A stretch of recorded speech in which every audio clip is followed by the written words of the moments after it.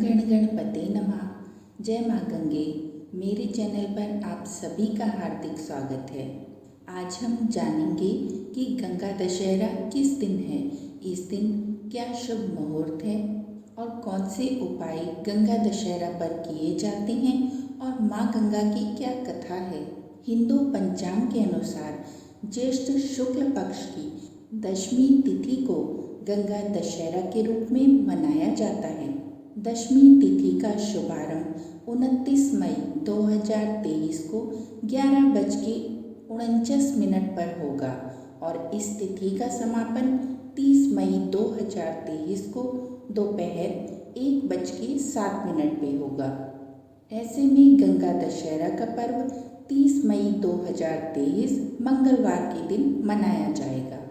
गंगा दशहरा को क्यों मनाया जाता है, इस बारे में कहा जाता है कि अपनी पवित्रता के लिए पूजी जाने वाली माँ गंगा ज्येष्ठ शुक्ल दशमी के दिन हस्त नक्षत्र में स्वर्ग से धरती पर अवतरित हुई थी।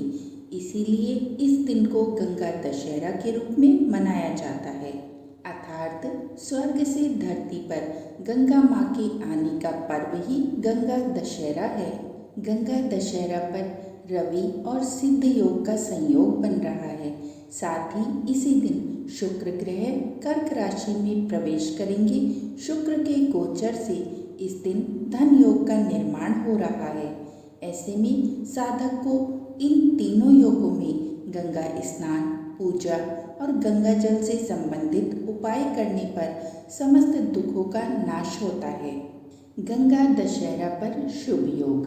गंगा दशहरा वाले दिन यानी कि 30 मई को सुबह 4:29 पर हस्त नक्षत्र का शुभारंभ होगा, जिसका समापन 31 मई को सुबह 6 बजे होगा। वहीं 30 मई को रात को 8:55 पे व्यतिपात योग की भी शुरुआत हो रही है, जो 31 मई को रात 8:15 तक रहेगा। इस खास दिन पर रवि योग भी बन रहा है, जो पूरा दिन रहेगा। गंगा दशहरा पर दान का महत्व। गंगा दशहरा के दिन फल का, जूते, चप्पल, छाता और वस्त्र का दान करना व गरीब व्यक्तियों को भोजन कराना बहुत लाभकारी होता है। मान्यता के अनुसार इस दिन गंगा स्नान और दान पुण्य से 3 तरह के दैहिक पाप और 4 तरह के वाणी से किए गए पाप और 3 तरह के मानसिक पापों से मुक्ति मिलती है। इस दिन गंगा स्नान करते हुए सूर्य देव को अर्घ्य देने से व्यक्ति के दुख, बीमारी, कष्ट आदि दूर होते हैं। साथ ही जीवन में सफलता, सुख और समृद्धि मिलती है। गंगा दशहरा का उत्सव, इसका क्या महत्व है। दशहरा 2 शब्दों से मिलकर बना है, दशा और हरा। संस्कृत में दशा का अर्थ होता है 10 और हरा का अर्थ होता है विनाश। इसीलिए माँ गंगा की धारा में स्नान करने से मनुष्य को बीते 10 जन्मों के पापों से मुक्ति मिल जाती है।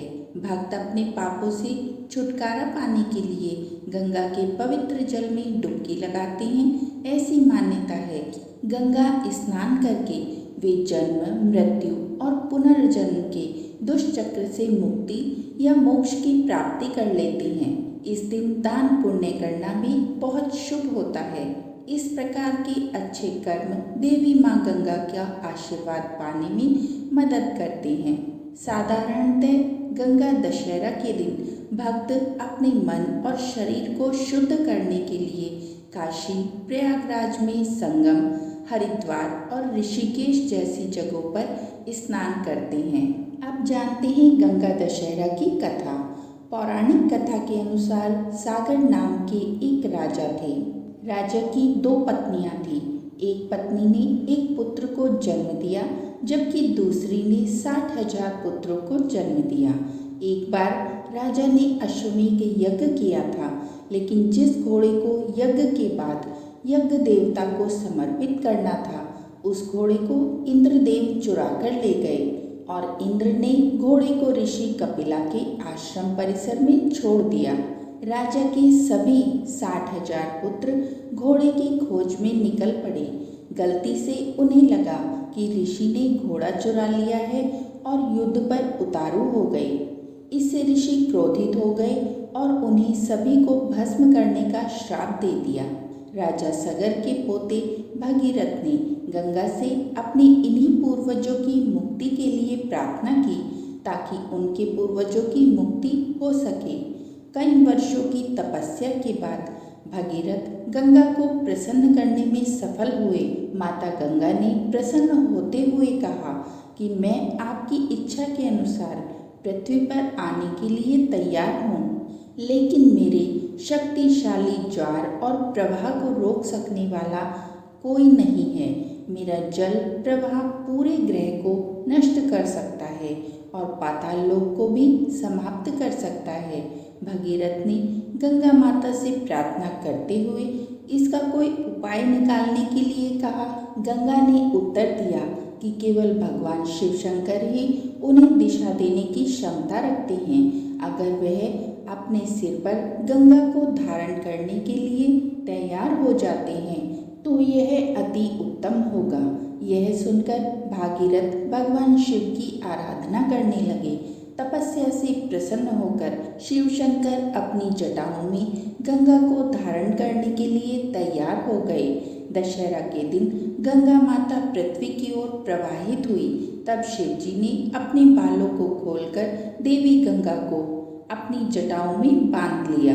भगीरथ की प्रार्थना का उत्तर देते हुए शिव जी ने अपने बालों का एक कतरा लिया और वहीं से गंगा की उत्पत्ति हुई, जिसे आज हम जानते हैं। वह स्थान गंगोत्री के नाम से जाना जाता है। चूँकि गंगा शिव जी की जटाओं से निकली थी, इसीलिए इसे जटाशंकरी के नाम से भी जाना जाता है। माँ गंगा का एक कतरे का प्रभाव भी काफ़ी तीव्र था, जिसने ऋषि जमन्य के आश्रम को ध्वस्त कर दिया, जिससे क्रोधित होकर उन्होंने गंगा को वहीं पर रोक दिया। भागीरथ की प्रार्थना पर उन्होंने बाद में उन्हें मुक्त किया, इसीलिए गंगा को जाह्नवी के नाम से भी जाना जाता है। माँ गंगा के अनेकों नाम हैं। गंगा ऋषि कपिल के आश्रम में पहुंची, जहां भागीरथ के पूर्वजों की राख थी। उन्हें मुक्त कर वहां से वह बंगाल की खाड़ी में गिर गई, जिसे हम गंगा सागर के नाम से जानते हैं। मुख्यतः गंगा दशहरा का पर्व कहाँ कहाँ पर मनाया जाता है, आइए इसके बारे में भी जान लें। भारत के विभिन्न प्रांतों में गंगा दशहरा का उत्सव मनाया जाता है। यह भारत के 10 प्रमुख राज्यों में बड़े ही हर्षोल्लास के साथ मनाया जाता है। इन प्रमुख राज्यों में हिमाचल प्रदेश, उत्तराखंड, उत्तर प्रदेश, मध्य प्रदेश, छत्तीसगढ़, बिहार, झारखंड, हरियाणा, राजस्थान और पश्चिम बंगाल आते हैं।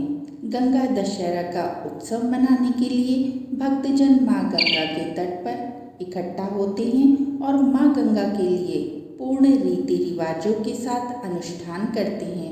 इस दौरान भक्त माँ गंगा का आवाहन करते हैं और अपने पापों से छुटकारा पाने के लिए गंगा के रीति रिवाजों का पालन करते हुए स्नान करते हैं। माँ गंगा का अनुष्ठान विधि विधान से किया जाता है। गंगा स्नान करते समय डुबकी लगाने के बाद सूर्य देव को अर्घ्य भी दिया जाता है। तो इस प्रकार ये गंगा दशहरा से संबंधित एक छोटी सी जानकारी आपको देने की कोशिश की गई है। आशा है आपको पसंद आई होगी। अगर पसंद आई है तो चैनल को लाइक, शेयर और सब्सक्राइब कर लीजिए और बेल आइकन को दबाकर उसे ऑल पर सेट कर लीजिए। गंगा दशहरा की आप सभी को हार्दिक शुभकामनाएं। बोलिए हर हर गंगे।